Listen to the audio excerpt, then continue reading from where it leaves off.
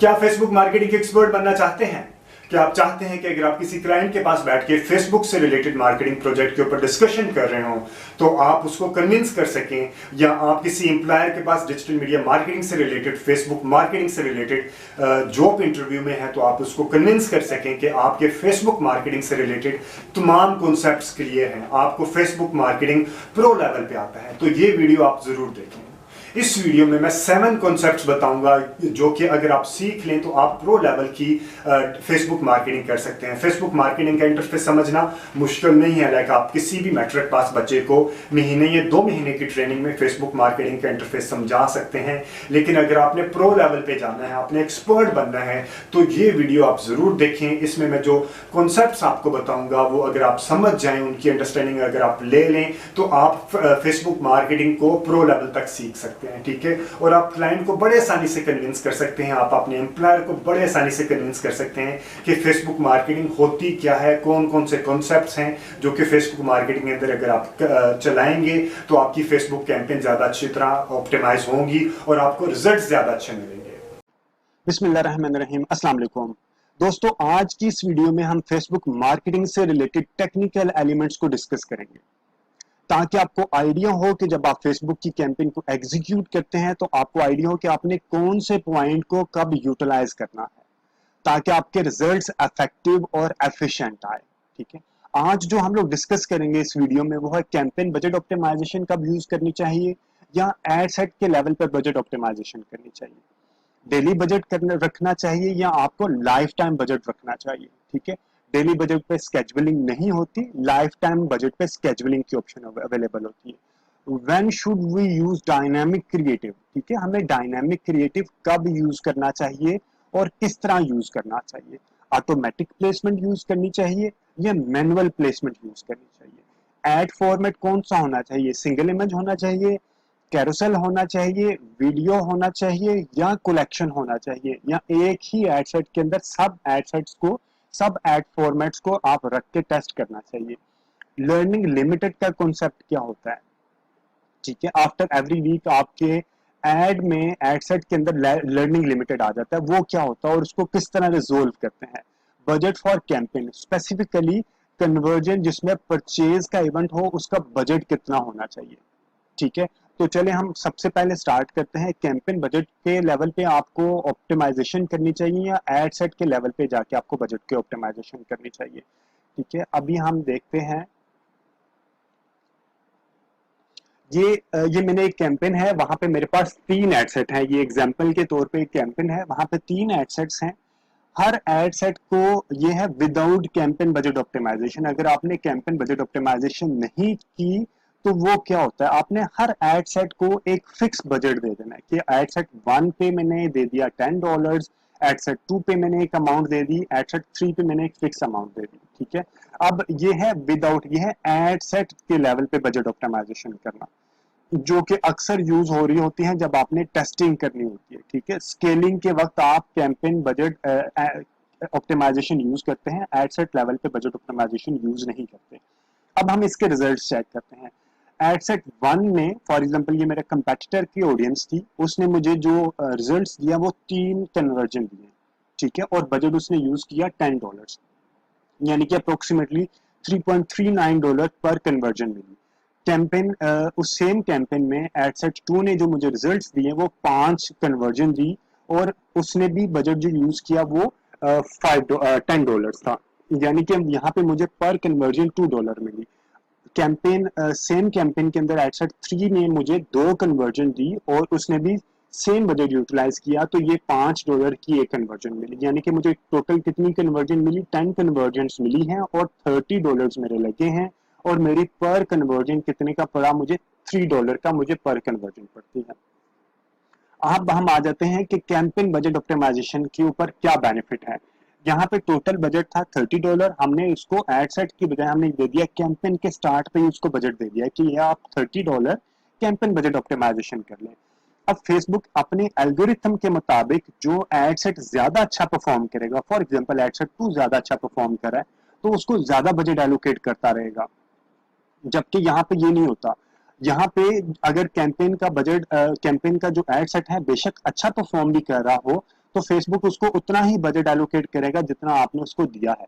यहाँ पे फेसबुक को जो एड सेट अच्छा परफॉर्म करेगा उसको बजट एलोकेट ज्यादा कर देगा, क्योंकि आपने कैंपेन की उस फेसबुक को अलो कर दिया है कि जो एड सेट अच्छा परफॉर्म करे आप अपने एल्गोरिथम के मुताबिक उसको ज्यादा बजट एलोकेट करते रहे।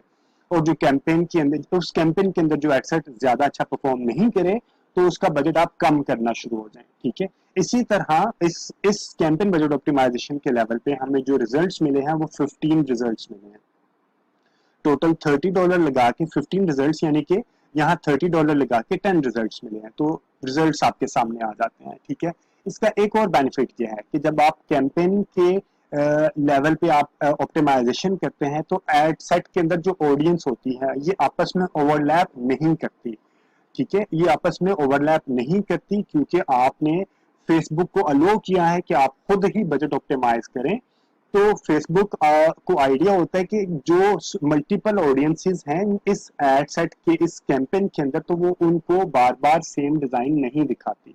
ठीक है, तो यहाँ पे ओवरलैपिंग का इशू खत्म हो जाता है। जबकि यहाँ पे अगर आप खुद अपना एड सेट के ऊपर जाके आप बजट ऑप्टिमाइजेशन उसको देते हैं तो यहाँ पे आपस में एड सेट की जो ऑडियंस है वो ओवरलैप होना शुरू हो जाती है और एड फटीग का इशू भी आना शुरू हो जाता है और कस्टमर अनवाइड भी होना शुरू हो जाता है। तो ऑलवेज प्रेफर्ड कि आप कैंपेन के लेवल पे बजट ऑप्टिमाइजेशन स्टार्ट करें इंस्टेड कि आप एड सेट के लेवल पे बजट ऑप्टिमाइजेशन स्टार्ट करें। बट यस, अगर आपने टेस्टिंग करनी है, मल्टीपल एड सेट्स को टेस्ट करना है, तो फिर आप एड सेट के लेवल पे बजट ऑप्टिमाइजेशन करें, क्योंकि हर एक को आप फिक्स अमाउंट दे के चेक करें कि क्या इसको इतनी अमाउंट दी है, क्या इतनी अमाउंट दे के इसने इतना रिजल्ट प्रोड्यूस किया है।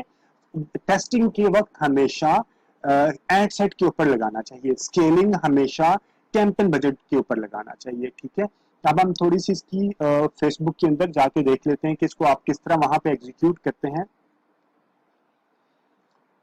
जस्ट अ मिनट, फेसबुक के अंदर हम लोग चले जाते हैं, ये मेरे पास आ गया, ये आ गया। हम लोग जैसे ही कैंपेन स्टार्ट करेंगे, कैंपेन स्टार्ट करने से फौरन नीचे मेरे पास आ जाएगा कि आपने ये वाला बटन ऑफ या ऑन करना है। ठीक है, अगर मैंने इसको ऑफ किया है तो ये मतलब है कि एड सेट के ऊपर जाके मैं इसको बजट दूंगा, ये मेरा एड सेट के ऊपर आके ये एड सेट के ऊपर मुझसे बजट लेगा। ठीक है, अगर मैंने इसको यहाँ पे ऑन किया है तो मुझे इसको कैंपेन के लेवल पे ही बजट दे दूंगा। मसलन मैंने यहाँ पे कैंपेन है तो यहाँ पे इसको मैं इसको ऑन कर दिया तो इसको मैं कैंपेन के लेवल पे बाहर ही बजट दे दूंगा।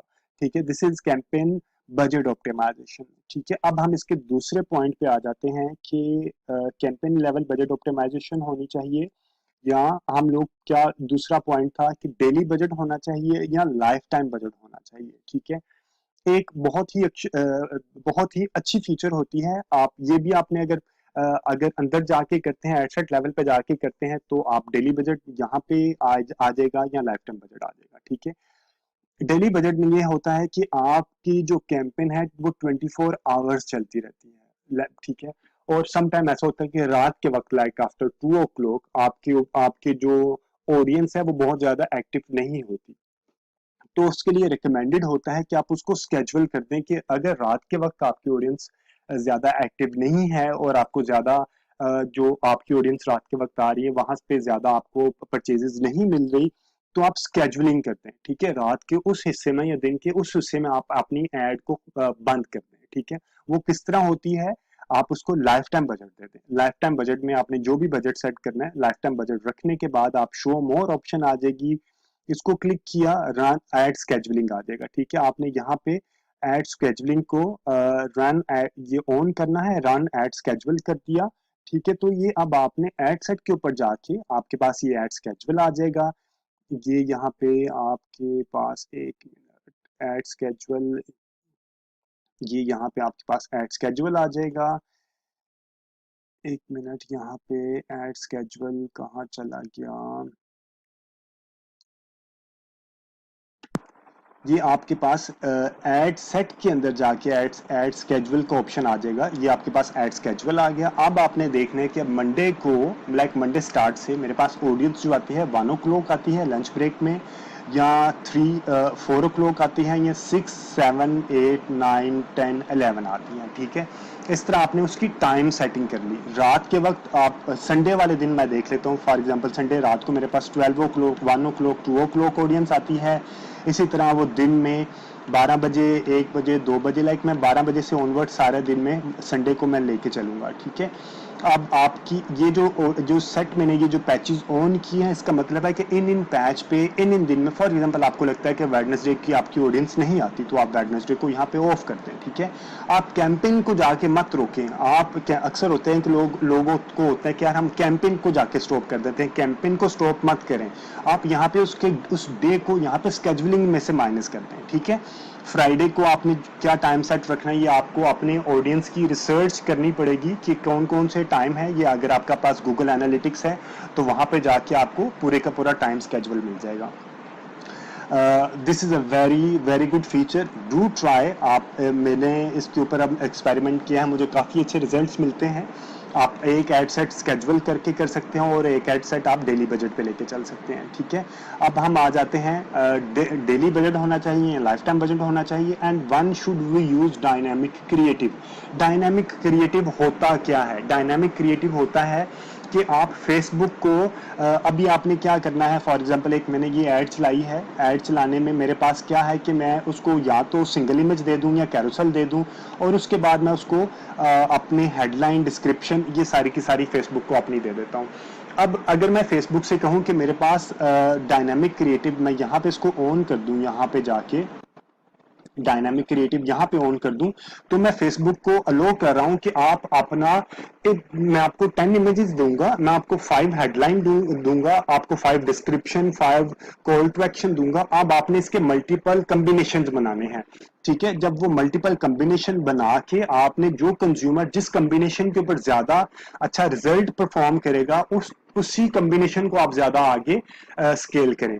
जो कि अगर हम अपने लेवल पे करेंगे तो हम इतने ज्यादा कॉम्बिनेशन नहीं बना सकते। This is also very good point. आपको डायनामिक क्रिएटिव जरूर ऐड में यूज करना चाहिए। आप एक ऐड कम से कम डायनामिक क्रिएटिव के ऊपर जरूर लेके चलें और आप इसके रिजल्ट्स बाद में मेजर करें कि आपको डायनामिक क्रिएटिव से कितने अच्छे रिजल्ट्स आ रहे हैं।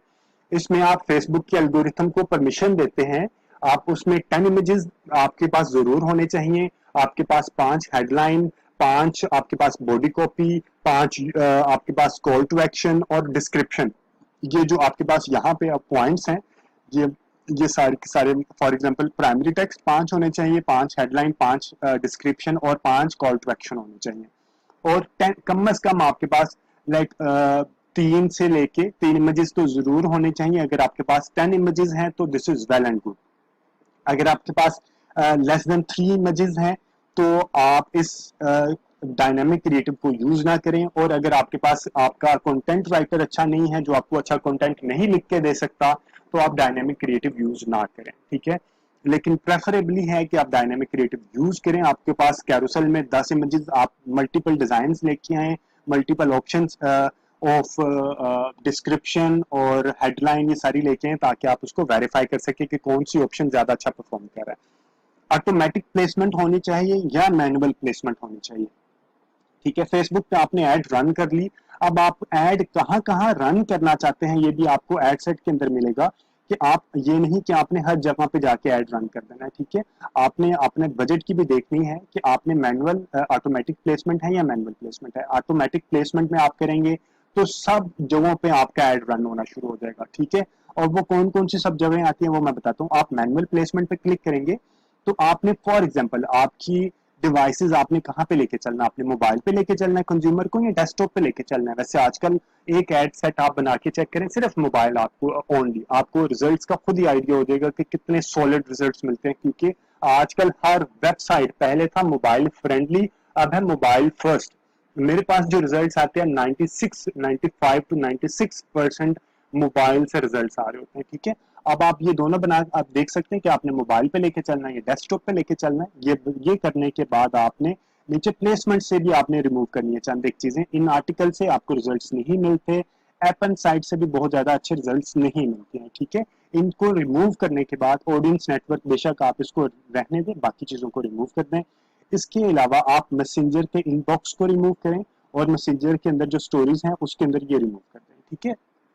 ये आपने लाइक आपने ये जरूर एक्सरसाइज एक एडसेट में परफॉर्म करनी है ताकि आपको आइडिया हो। बाकी जगहों पे अगर आप मैक्सिमम जगहों पे यूज करेंगे और अगर आपके पास बहुत हैवी बजट है तो आप यूज कर सकते हैं। अगर आपके पास बजट लिमिटेड है और आप हाइपर सेगमेंटेड होकर चलना चाह रहे हैं तो प्रेफरेबली आप इन चीजों को रिमूव करते हैं, ठीक है।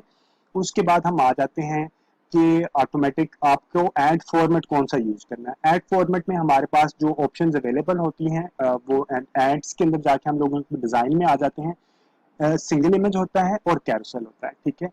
कैरोसेल और इसके अलावा वीडियोस भी होती हैं। ये अभी हम लोग आ रहे हैं ऐड क्रिएटिव में तो इस वजह से ये आ गया। अगर हम ऐड क्रिएटिव के डायनामिक क्रिएटिव से आगे आते हैं तो हमारे पास कौन कौन सी ऑप्शंस आती हैं वो मैं आपको दिखा देता हूँ।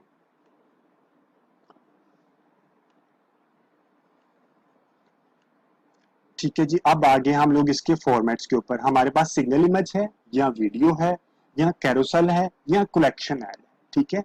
अब हम प्रेफरेबली एक एड सेट के अंदर हम मल्टीपल एड्स क्रिएट कर सकते हैं। हम एक ऐड बना सकते हैं सिंगल इमेज की, एक ऐड बना सकते हैं वीडियो की, एक ऐड बना सकते हैं हम कैरोसेल की, ठीक है। इन तीनों का लैंडिंग आप वेबसाइट दे सकते हैं। कलेक्शन के ऊपर आप लैंडिंग वेबसाइट नहीं देते, कलेक्शन के ऊपर आप लैंडिंग देंगे, ठीक है। सिंगल इमेज आ गया, वीडियो हो गया, कैरोसेल हो गया और एक ऑप्शन होती है कलेक्शन। कलेक्शन में क्या होता है, एक इमेज बड़ा शो होता है और बाकी तीन इमेजेस उसके बेस पे छोटे शो हो रहे होते हैं। Which is also a very good और इनोवेटिव इन डिजाइन क्रिएटिव से रिलेटेड, बहुत इनोवेटिव पॉइंट होता है। इसकी लैंडिंग डायरेक्ट वेबसाइट पे नहीं जाती, इसकी लैंडिंग पहले जाती है इंस्टेंट एक्सपीरियंस पे। वो क्या होता है कि फेसबुक के ही पेज के ऊपर आपकी वेबसाइट की तरह का इंटरफेस खुल जाएगा, ठीक है। दिस इज सुपर फास्ट, बहुत ही क्विक रिप्लाई होता है। कलेक्शन ऐड का इंस्टेंट एक्सपीरियंस का आप ये जरूर ट्राई करके देखिएगा, ठीक है। अब आ गया सिंगल इमेज है, वीडियो है, कैरोसेल और कलेक्शन है। सम टाइम ऐसा होता है कि आपके पास अपनी वीडियो नहीं होती, आपने वीडियो तो स्लाइड एंड स्लाइड की बेसिस पे आप एक वीडियो क्रिएट करते हैं, तो वो आप क्या करेंगे, सिंगल इमेज को आप किया या आप बेशक कैरोसेल को क्लिक किया तो नीचे आपके पास एक वीडियो ऑप्शंस बनाने की एक आ जाएगी। सॉरी, सिंगल इमेज और वीडियो के अंदर ही आएगा। आपने क्रिएट वीडियो किया, ठीक है, क्रिएट वीडियो किया तो आपके पास जितने इमेजेस होंगे आप यहाँ पे स्लाइड शो आ जाएगा, एक ऑप्शन है। एक ऑप्शन है स्वाइप। इस तरह की सारे के सारे ये देखिए, ये सारे ये स्वाइप होके आगे चल रहे हैं जितने आपने डिजाइन दिए, और ये स्लाइड की फॉर्मेट में, ये स्लाइड की फॉर्मेट में इसकी मूवमेंट हो रही है, ठीक है। अब आपके पास जितने डिजाइन हैं, आपको अप टू 10 डिजाइन आप यहाँ पे इनको हाईलाइट करके 3 4 5 6 आप अप टू 10 डिजाइन हाईलाइट करके आप यहाँ पे इसको दे देंगे सिंगल इमेज पे। आप यहाँ पे स्लाइड शो पे दे देंगे, एडिट करेंगे। एडिट करने के बाद आपके पास ये इंटरफेस खुल जाएगा। यहाँ पे आपने सीन ट्रांजिशन क्या देनी है, नन देनी है या फेड, यानी कि फेड जब एक सीन से दूसरा सीन जा रहा होगा तो ये फेड होके जाएगा, ठीक है। और हर सीन से एक डिजाइन से दूसरे डिजाइन में जो टाइम है वो 1 सेकंड है और 2 सेकंड है। यहाँ आपने अगर कम इमेजेस हैं तो 3 सेकंड भी हो सकता है, ठीक है। तो ये 3 सेकंड, यहाँ प्रेफरेबली आप इसको 1 से 2 सेकंड तक रखें। आप इसको जब रखा और उसके बाद आपने देखना है यहाँ से आप इसको डिजाइन को ओपन नहीं, आप ये चाहते हैं कि ये सबसे पहले ये डिजाइन आए तो सबसे पहले आप इसको ये ड्रैग एंड ड्रॉप कर सकते हैं। और अगर आप चाह रहे हैं कि ये सेकंड नंबर पे है, ये सेकंड नंबर पे ले आए, ठीक है। ये करने के बाद आप इसकी यहाँ पे रन करके देख सकते हैं कि ये किस तरह रन हो रहा है। फॉर एग्जांपल ये इस तरह ये साथ फेड हो रहा है और 2 सेकंड के गैप से ये साथ रन हो रहा है, ठीक है। उसके बाद इसको आप क्रिएट कर देंगे तो आपकी ये वीडियो बन जाएगी, एक ऑटोमेटिक वीडियो क्रिएट हो जाएगी फेसबुक के ही प्लेटफॉर्म के ऊपर, ठीक है। अब हम आ जाते हैं तो हमारा थर्ड पॉइंट है व्हाट इज लर्निंग लिमिटेड।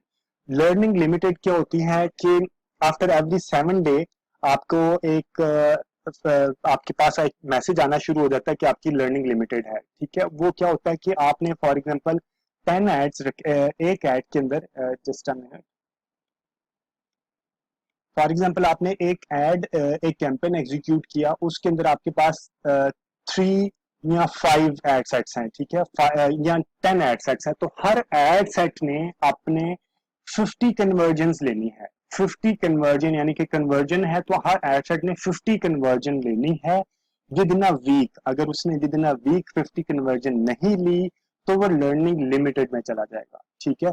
इसका एक बेहतरीन सोल्यूशन ये होता है कि आप शुरू में ही उसको इतना बजट एलोकेट करें कि उसको लाइक शुरू में इसका इतना बजट होना चाहिए कि उसको जब लर्निंग लिमिटेड के फेस में ना जाए, वो विद इन अ वीक अपना जितना रिजल्ट्स गिवन है वो उसको अचीव कर ले। ठीक है, मैं दोबारा रिपीट कर रहा हूँ कि लर्निंग लिमिटेड क्या होता है। लर्निंग लिमिटेड होता है कि विद इन अ वीक अगर आपने आपका जो कन्वर्जन इवेंट है परचेज है, और अगर आपके एड सेट, हर एड सेट ने 50 लीड्स लेनी है, हर एड, ये नहीं कि आपकी कैंपेन ने 50 लेनी है, हर एड सेट ने 50 परचेजेस कंप्लीट करनी है। फिर अगर आपने हर एड सेट ने 50 परचेजेस कंप्लीट की हैं तो फिर आपकी कैंपेन एक्टिव होगी, अदरवाइज ये एड सेट लर्निंग लिमिटेड में चला जाएगा। ठीक है, और ये क्यों होता है? फॉर एग्जाम्पल आपने फेसबुक को कहा कि ये ऑडियंस है, इस ऑडियंस के अंदर मेरे कंपेटिटर से बेसिस पे मैंने एक ऑडियंस क्रिएट की है। अब फेसबुक इस कंपेटिटर की बेसिस पे अपने रिजल्ट्स आगे दिखाना शुरू हो जाता है। ठीक है, अब जब वो रिजल्ट्स दिखाएगा तो शुरू में उसके पास परचेजर ये सेल्समैन की तरह एक्शन कर रहा होगा। हर आपने जो ऑडियंस उसको दिया उनके पास आपकी प्रोडक्ट लेके जाएगा, और वो अगर उन्होंने से किसी ने बाय किया तो उनको, उन जो बायर है उनको अलग करता जाएगा, और फिर उनकी करेक्टरिस्टिक्स की बेसिस पे, जो बायर की करेक्टरिस्टिक्स की बेसिस पे आगे नए से नए लोगों को दिखाना शुरू करेगा। अब अगर आपका 50 का एड सेट यानी कि 50 बायर कंप्लीट नहीं है, जब तक लर्निंग लिमिटेड का आप से बाहर नहीं आते, तो आपके रिजल्ट्स एक्सपेंसिव पड़ते हैं। ठीक है, इसी वजह से बेहतर है कि आप आपका जो बजट है शुरू में ही आप इतना बजट रखिए। इसकी सबसे बड़ी एक रीजन ये होती है कि मार्केटिंग प्रोफेशनल इसका बजट रैशनलाइज नहीं करते, इस वजह से एड सेट लर्निंग लिमिटेड में चला जाता है। अब हम इसी स्लाइड के ऊपर, अब हमारा नेक्स्ट पॉइंट था, हम बजट देखें कि आपका बजट कितना होना चाहिए, वो भी हम यहीं पे डिस्कस कर लेते हैं। फॉर एग्जांपल आपकी एक कैंपेन रन की है, उसके ऊपर आपके हैं 10 एड सेट्स हैं। ठीक है, अब वो टेस्टिंग फेज पे है, आपने उसका कितना बजट होना चाहिए कि वो लर्निंग लिमिटेड पे ना जाए। आपने क्या करना है कि आपने नंबर ऑफ एड सेट्स और आपके पास हिस्टोरिकल डेटा होगा कि हर जो है आपको मैक्सिमम कॉस्ट पर कन्वर्जन कितनी पड़ती है। फॉर एग्जांपल आपको मैक्सिमम कॉस्ट पर कन्वर्जन पड़ती है $15, तो आपके पास है 10 एडसेट्स, तो आप कितना बजट उसको लगाएंगे? 150, 10 इंटू $15 आप बना के $150 का पर डे का बजट आप उसको लेके चलेंगे। अदरवाइज आपकी चांसेस आर हाई कि आपकी कैंपेन आफ्टर 7 डेज ये लर्निंग लिमिटेड पे चले जाएगी। आपने ऐसा बिल्कुल भी नहीं करना कि आपने 10 एडसेट्स बनाए हैं और आप उसको 2000 उसका एक बजट दे दें, लाइक ₹2000 उसका बजट दे दें। यानी हम एक एग्जांपल ले लेते हैं लेडीज ड्रेसेस से रिलेटेड, वहां पे अप्रोक्सीमेट जो कॉस्ट पर कन्वर्जन आती है वो 800 to 1000 आती है। फॉर एग्जांपल 1000 आती है और मेरे पास है 10 एडसेट्स हैं, तो मैं 10 एडसेट्स इंटू 1000, 10,000 डेली का बजट उसको एलोकेट करूंगा उस कैंपेन को। ठीक है, अब हम आ जाते हैं ये टेस्टिंग फेज से थोड़ा आगे आते हैं कि टेस्टिंग फेज के बाद आ जाता है स्केलिंग फेज। अब उन 10 एड सेट्स में से मेरे जो एड सेट्स परफॉर्म नहीं किए वो है 1, 2, 5 और 9, ये 6 और 9 अच्छे परफॉर्म नहीं किए। ठीक है, अब मैं जो अच्छे परफॉर्म किए हैं एड सेट 3, 4, 7, 8, 10, अब इनको स्केल करूंगा। बाकी जिन्होंने अच्छा परफॉर्म नहीं किया उनको मैं स्टॉप कर दूंगा, उनको मैं पॉज कर दूंगा। ठीक है, there are two school of thought कि जो अच्छा परफॉर्म किया है उनके लिए आप एक अलहदा कैंपेन क्रिएट करें, या तो आप उसी कैंपेन के अंदर रहते हुए जिन्होंने अच्छा परफॉर्म नहीं किया उनको स्टॉप कर दें और बाकियों को आप उसी के अंदर स्केल कर दें। अब स्केल करने का फॉर्मूला क्या होता है? स्केल करने का फॉर्मूला ये होता है कि जो एड सेट आपके पास रिमेनिंग है वो ad set into maximum cost per conversion आपके पास, यानी कि अभी 5 एड सेट्स रिमेनिंग है तो 5 into maximum cost per conversion तो 15 है, 15 into scaling number. Scaling number क्या होता है कि आपने कितना अच्छे अंदाज में इसको स्केल करना है कि आपको ज्यादा से ज्यादा अच्छे रिजल्ट्स मिले और ज्यादा से ज्यादा अच्छा आपको लाइक आपका कॉस्ट पर जो कन्वर्जन है वो अच्छा इंप्रूव होना शुरू होता है। ठीक है, 10 इज अ गुड फिगर, आप इसको कम 5 से लेके 10 तक लेके चल सकते हैं, या आपके टोटली आपको जो बजट, आपके पास अच्छा बजट है तो आप उसी तरह इसको परफॉर्म कर सकते हैं। अगर आपने बजट में यहाँ पे कमी की तो आपकी एडसेट लर्निंग लिमिटेड पे ही घूमती रहेगी और आपको अच्छे रिजल्ट्स नहीं मिलेंगे। आज के लिए इतना ही। अगर आपको कोई भी पॉइंट हो फेसबुक मार्केटिंग से रिलेटेड या गूगल एडवर्टाइजिंग से रिलेटेड, यूट्यूब एडवर्टाइजिंग से रिलेटेड, सर्च इंजन ऑप्टिमाइजेशन से रिलेटेड, या ई कॉमर्स प्लेटफॉर्म वो कॉमर्स, शॉपिफाई, मजिंटो से रिलेटेड, तो आप मुझे ईमेल भी कर सकते हैं, मुझे आप व्हाट्सएप भी कर सकते हैं। But do remember to subscribe digital marketing guide channel ताकि आपको न्यू वीडियो का अपडेट मिलता रहे। Thank you very much. Take care, अल्लाह हाफिज।